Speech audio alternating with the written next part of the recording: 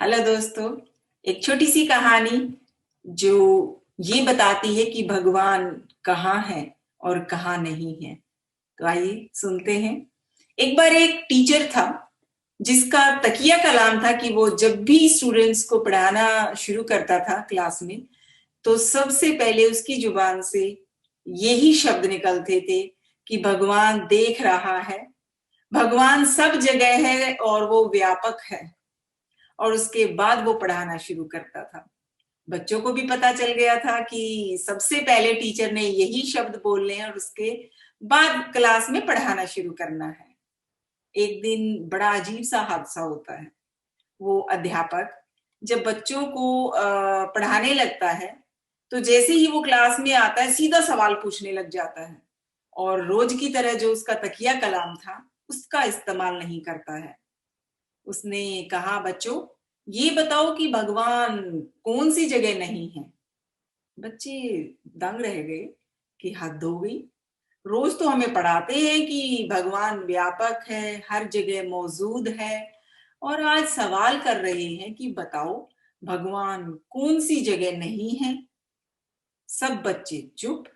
बस एक बच्ची ने हिम्मत करके अपने टीचर से कहा कि क्या मैं जवाब दूं इस सवाल का। और वो खड़ी हो जाती है और मास्टर जी से इजाजत मांगती है सवाल का जवाब देने के लिए।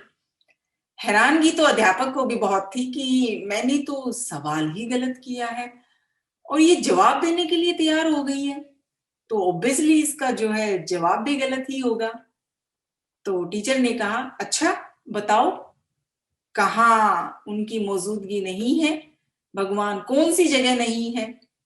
बच्ची कहती है, मास्टर जी भगवान तो व्यापक है, भगवान देख भी रहा है, भगवान एक ही जगह नहीं है, बाकी सब जगह है। बताओ कहाँ नहीं है भगवान। बच्ची ने कहा कि भगवान आदमी के ख्याल में, याद में नहीं है, समझ में नहीं है, बाकी सब जगह है। आंखों में, शरीर में, हाथ पैरों में, और उसकी याद में बस नहीं है।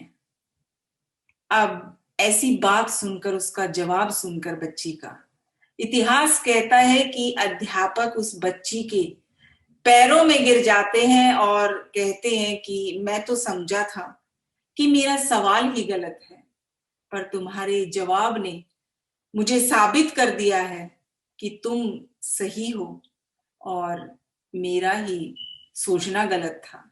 सच में एक ही जगह भगवान नहीं है, रोम रोम में वही है, जर्रे जर्रे में वही है, पर आदमी की याद में नहीं है, उसके ख्याल में नहीं है।